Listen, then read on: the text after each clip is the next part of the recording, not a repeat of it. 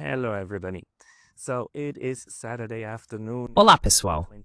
Então, é tarde de sábado, 26 de abril, e você está aqui com Pascal Lotaz em Estudos de Neutralidade. Hoje estou fora a caminho da universidade, porque é agradável e calmo lá à tarde. É muito agradável para escrever e pensar. No caminho aqui ao longo do rio, em Kyoto, pensei que poderíamos talvez falar um pouco sobre o que está acontecendo atualmente. A diplomacia de Donald Trump deixou muitos de nós no comentário geral sobre assuntos mundiais bastante perplexos e tentando adivinhar qual é o objetivo de tudo isso.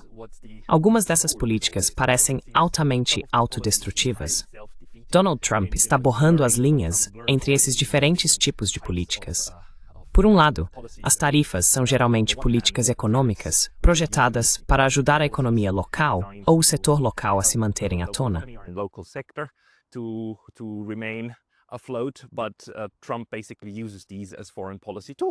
Mas Trump basicamente usa isso como ferramentas de política externa para impor sua vontade e suas ideias com a China e com os europeus. Por outro lado, há uma repressão nas escolas nos Estados Unidos, nas universidades, na liberdade de expressão por parte de um dos guerreiros pela liberdade de expressão. Este é também um dos acontecimentos desanimadores no momento. Você tem essas tendências autoritárias muito severas. Mas, por outro lado, ainda há esses esforços ativos contínuos de Trump para alcançar um acordo, um entendimento com os russos, enquanto tenta pressionar a China.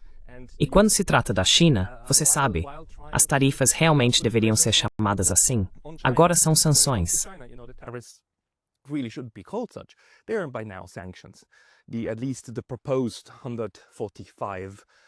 Pelo menos, as tarifas propostas de 145%, essas são sanções à China, certo? E estão funcionando dessa forma. Então, o que me ocorreu recentemente é que agora chegamos completamente ao mundo multipolar.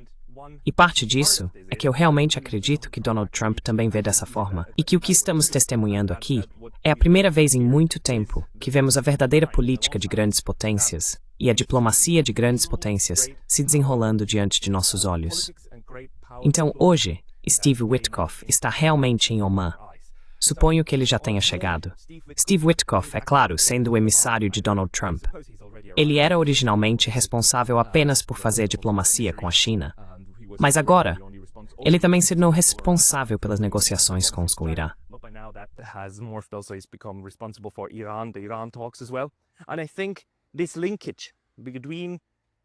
E eu acho que essa ligação entre a Rússia e o Irã é o que realmente precisa ser entendido com mais precisão. É algo que parece estar deixando Alexander Mercoris bastante perplexo no Duran sobre por que Steve Witkoff está se dando ao trabalho de ir à Rússia. Ele teve sua terceira reunião com Vladimir Putin ontem, na sexta-feira, certo? Mas a questão é que hoje ele está se encontrando com os iranianos em Oman, em Mascate, e parece haver essa percepção, pelo menos na ala não neoconservadora da equipe de Trump. E Witkoff faz parte disso, é claro. Ele não faz parte dos neoconservadores. De o que você precisa é de um grande acordo.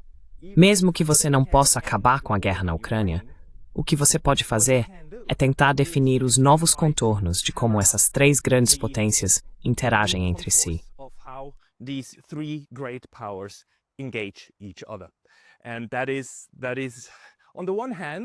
E isso é, por um lado, se for verdade, se essa avaliação estiver correta, então é algo esperançoso de acontecer.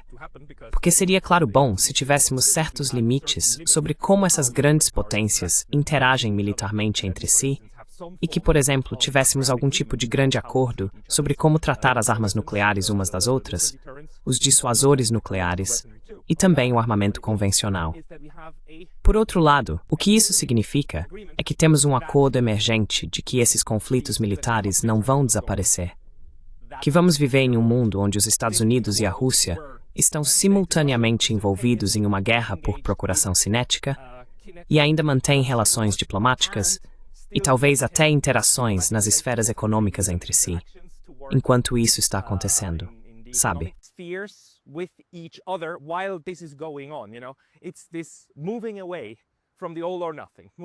É esse afastamento do tudo ou nada, afastamento do pensamento preto e branco, especialmente das seções neoconservadoras, das pessoas que estavam dirigindo e depois arruinando os anos 1990 e 2000, e que arrastaram os Estados Unidos para ou empurraram os Estados Unidos para guerras como Iraque, Afeganistão, a destruição da Líbia, motivados por esse desejo de dominar e de aplicar seu próprio conjunto de regras a esses lugares que, se você não pode controlar, você destrói.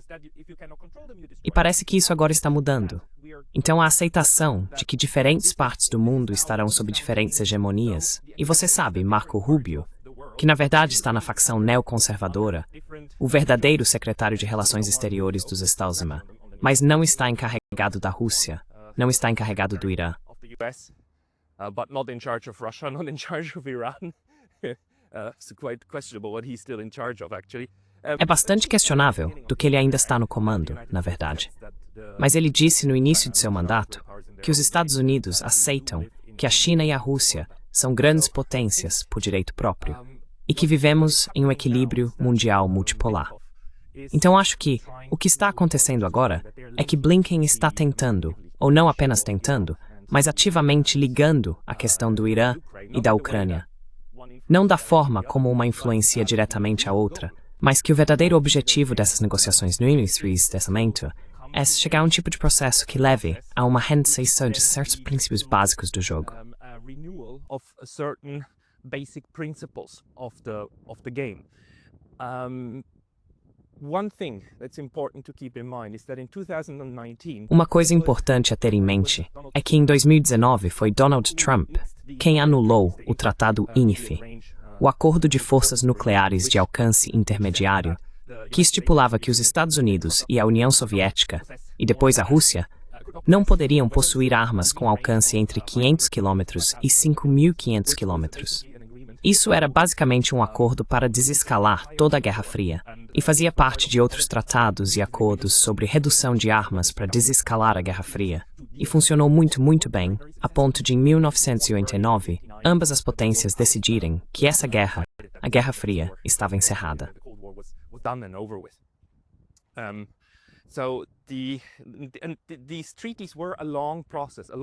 Esses tratados foram um processo longo, um processo prolongado, e começaram com conversas e discussões informais entre esses grandes rivais de poder. Uma das razões pelas quais Trump anulou o acordo, e para mim é a principal razão, foi que a Rússia estava violando o tratado. Mas se isso é verdade ou não, sou a pessoa errada para realmente julgar isso. Mas há uma segunda razão apresentada, que é que a China não fazia parte dele. E sim, a China não fazia parte dele por design. O Tratado INF foi por design um tratado bilateral, porque também os europeus não faziam parte dele por design.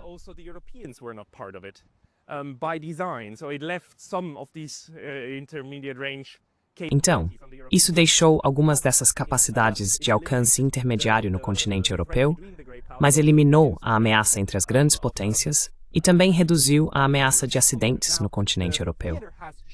Agora, o cenário mudou, e o continente europeu ainda está em perigo no momento, é claro. E vemos que uma parte da guerra renovada que temos está realmente no coração da Europa. Mas a questão do Irã e a questão da China são primordiais no pensamento dos europeus. Então, o que eu acredito que está acontecendo é que a OTAN está discutindo, ou estava discutindo na Rússia com Putin, não apenas a Ucrânia, mas também como lidar e abordar a questão do Oriente Médio.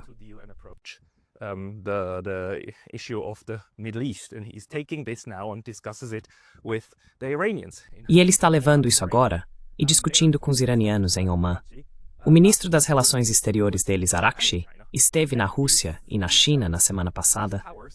Esses poderes estão agora renegociando ou discutindo como abordar o conflito no Oriente Médio. Em certo sentido, isso é algo que todos os três têm em comum no momento. Os chineses, os russos e os americanos têm um interesse inerente em garantir que a proliferação nuclear não ocorra. Então, os três têm interesse em assegurar ao Irã que ele não precisa de armas nucleares. Os Estados Unidos estão, é claro, tentando fazer isso com ameaças e intimidação. Mas a Rússia e a China também não têm interesse em uma maior proliferação. E isso é algo clássico de acontecer, certo?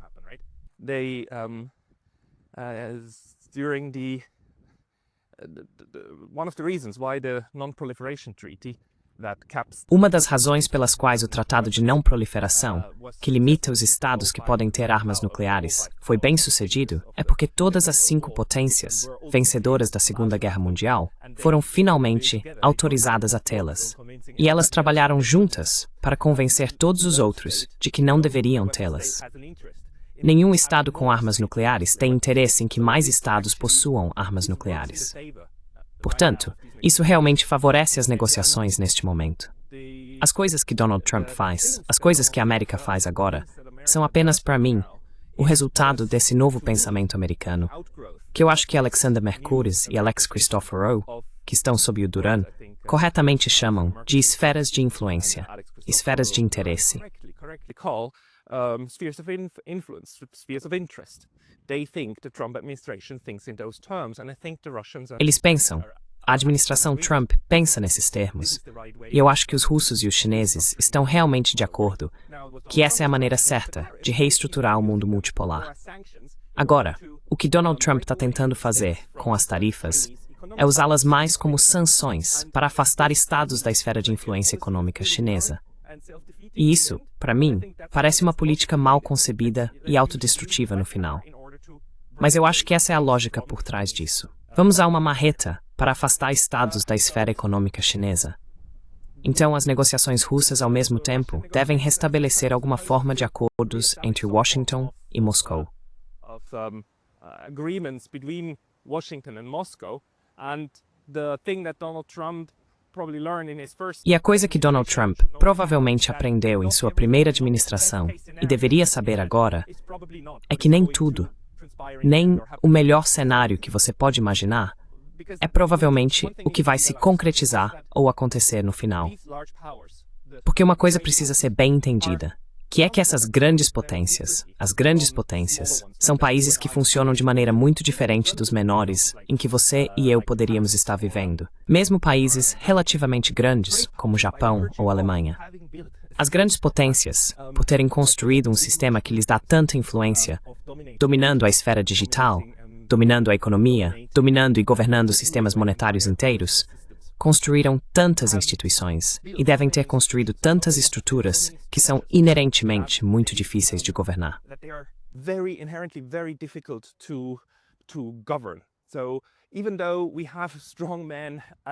Embora tenhamos homens fortes no comando das 3 grandes potências no momento, eles não podem administrar tudo sozinhos, e não administram tudo sozinhos.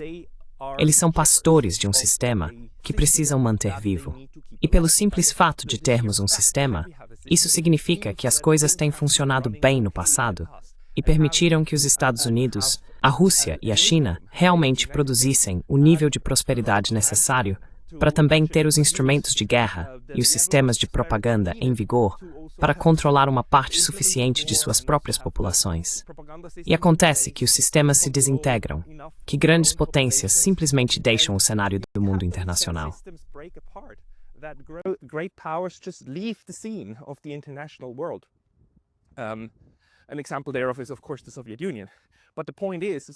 Um exemplo disso é, claro, a União Soviética.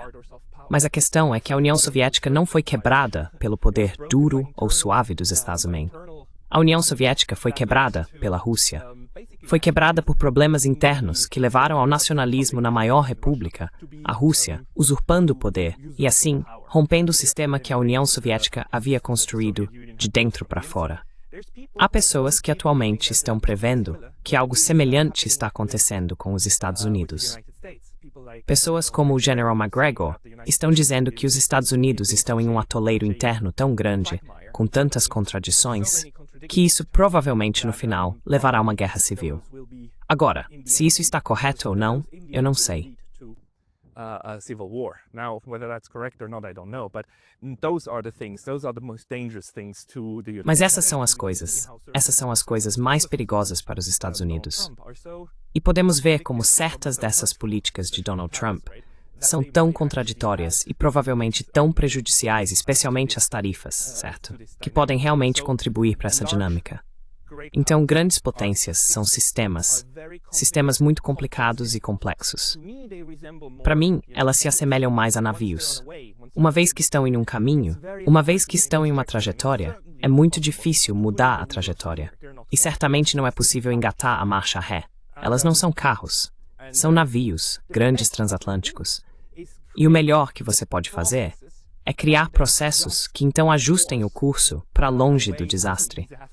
Mas você não pode imediatamente engatar a marcha ré, porque há muitos grupos de interesse e facções dentro do sistema que vão se opor a isso, certo?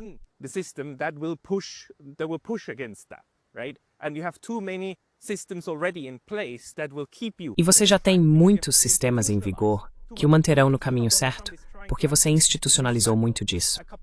Você pode ver como Donald Trump está tentando realmente desmantelar alguns desses institutos, certo? A USAID, e tentando desmantelar partes do Serviço Civil dos Estados Unidos. Essas são tentativas de quebrar algumas das instituições que mantêm o curso dos Estados Unidos onde estava. E isso é, acredito, o que explica uma das críticas muito legítimas de Brian Berletic, do New Atlas, que o que estamos vendo é uma continuação da agenda.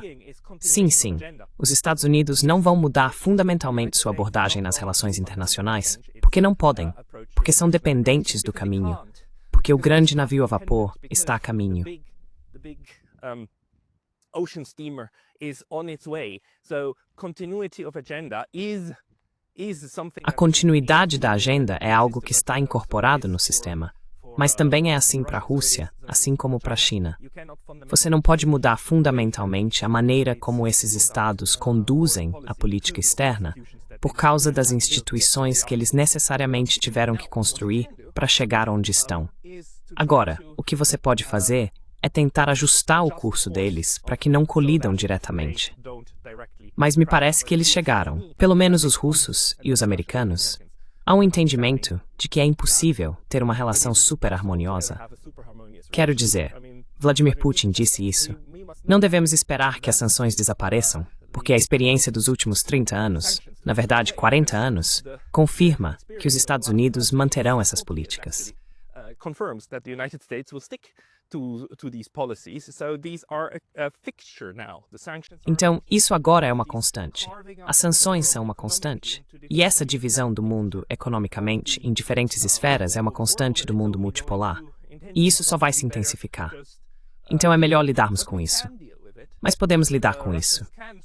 Os russos podem obter tudo o que precisam, a maior parte internamente, e o restante podem obter da China e de outros lugares, assim como os americanos, e assim como os chineses. E eles vão competir. E podem até entrar em guerra militarmente. Podem até continuar fazendo guerras por procuração, porque, novamente, os Estados Unidos também aprenderam a fazer guerras por procuração. E eles têm feito e implementado isso no Afeganistão e na Ucrânia.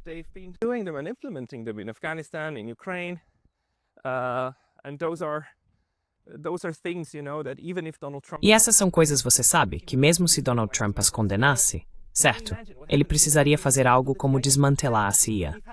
Você consegue imaginar o que acontece se você tentar desmantelar a CIA? Bem, tivemos um presidente que provavelmente tentou nos anos 60. Mas bem, se você tentar desmantelar a CIA, não ande por aí num carro aberto em algum lugar do Texas como presidente. Então você sabe, esses mecanismos internos, incluindo, é claro, mecanismos altamente legais, fazem parte do modo como essas bestas de grande poder, funcionam. E então eles controlam tudo em seus próprios domínios.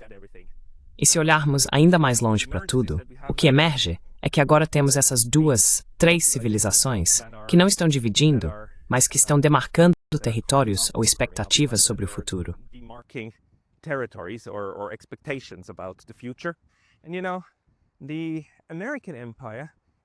E você sabe, o Império Americano é realmente apenas o último grande império dos europeus, certo?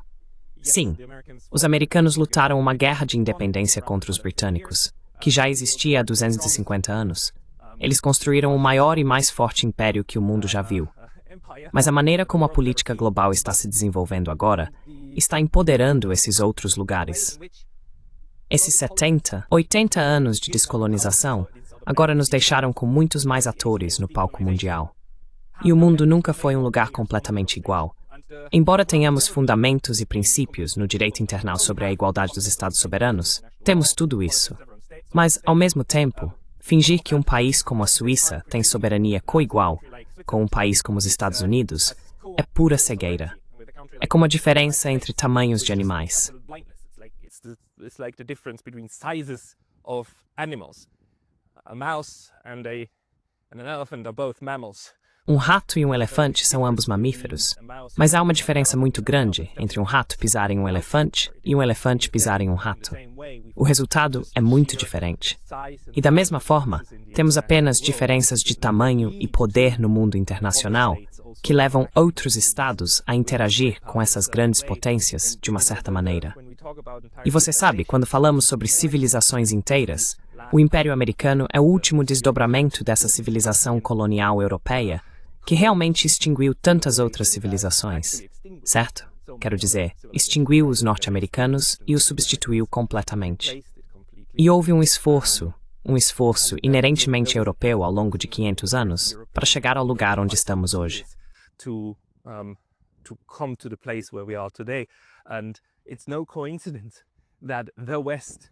E não é coincidência que quando olhamos para o Ocidente, combinamos os europeus com os norte-americanos, os australianos e os neozelandeses, certo? É branco. É a parte branca do mundo que também usou a escravidão e assim por diante para trazer outras partes do mundo para esses lugares. E você sabe, tudo isso faz parte desse crime de 500 anos. Devo chamá-lo de crime? Ou devo? Não sei. É apenas o que aconteceu. São os 500 anos que aconteceram. E os 500 anos de colonialismo que fizeram ao planeta o que fizeram. E os americanos são o último grande desdobramento disso. É também a maneira como o pensamento neste mundo ocidental funciona, onde você vê que eles pensam no mundo de uma maneira muito específica e de uma maneira muito orientada para a dominação.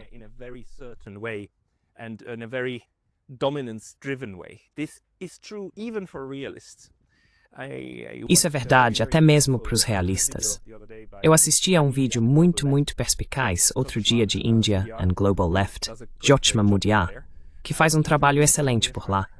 Ele entrevistou John Mearsheimer, e o que me impressionou em Mearsheimer e sua análise, porque ele é um realista maravilhoso e um grande pensador, é que ele está longe de ser um belicista. Ele está muito focado em aconselhar as pessoas a fazer política de forma realista para evitar guerras entre grandes potências.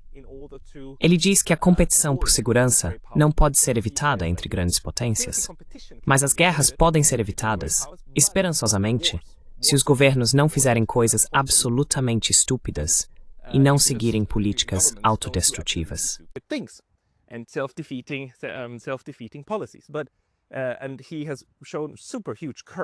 E ele demonstrou uma coragem tremenda quando escreveu o livro sobre o lobby de Israel e manteve sua posição. Mas mesmo ele, ao analisar a China e como a China se tornou uma grande potência no podcast, disse isso novamente. E ele já disse isso muitas vezes antes. Ele basicamente diz que a China é o erro dos Estados Unidos, porque os Estados Unidos permitiram que a China entrasse na Organização Mundial do Comércio e ajudaram a China a se tornar uma potência econômica. E com esse poder econômico, a China tem construído poder militar. E agora, desde 2017, ele considera a China uma grande potência e superpotência rivalizando com os Estados Unidos. O interessante sobre essa forma de enquadrar a questão é, claro, que mesmo ele não atribui o sucesso da China à China, ele atribui isso ao fracasso dos Estados Unidos.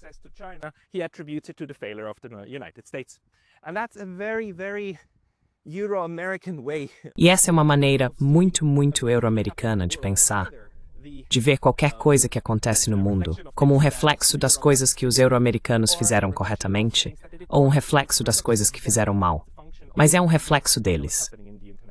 É uma função do que eles fizeram, não do que está acontecendo no mundo internacional. Agora, tenho certeza de que John Mearsheimer teria muitas opiniões sobre isso. E tenho certeza de que seu pensamento é muito mais nuançado do que estou retratando aqui.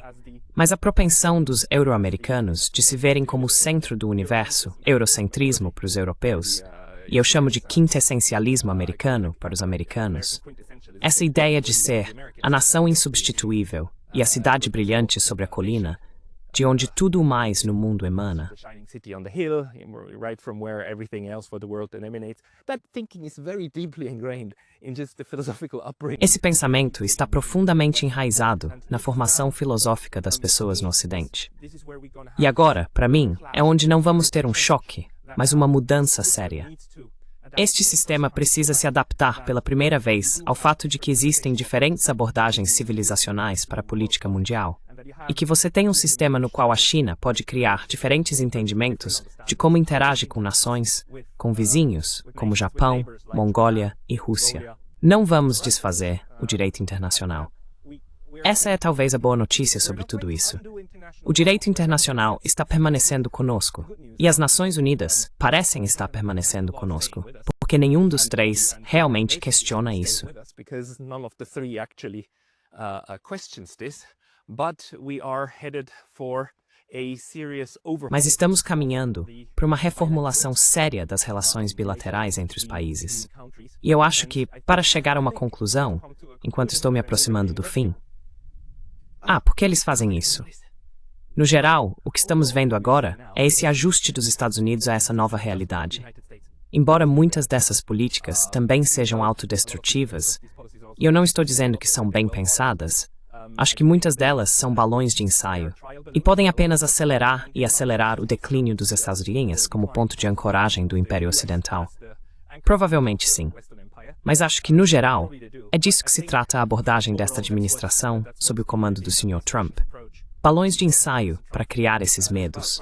E um novo acordo com a Rússia e a China sobre a questão das armas. New agreement with Russia and China on the weapons question. He did have that already on his agenda before. Ele já tinha isso em sua agenda antes. Ele falou sobre isso. Ele falou sobre o fato de que gostaria de eliminar muitas das armas dos Estados Unidos, da Rússia e da China.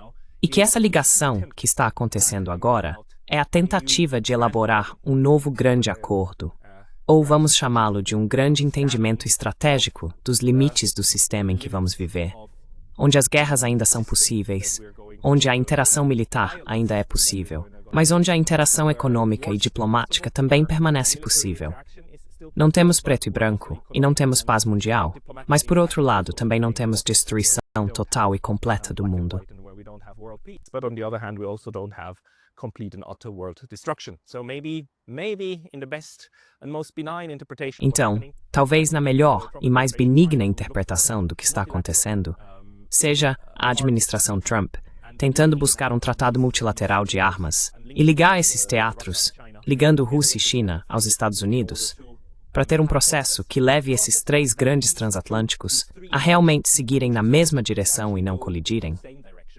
Chame-me de otimista, e eu sou um péssimo otimista.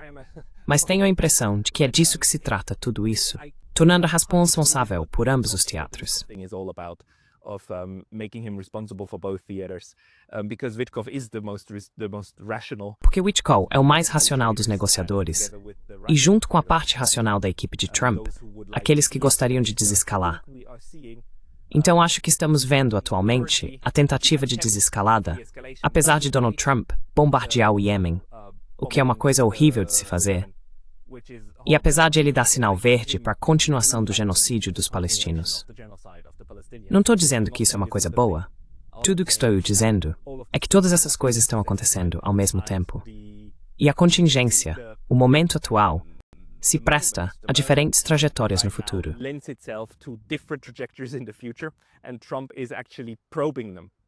E Trump está realmente sondando eles, sondando todos eles.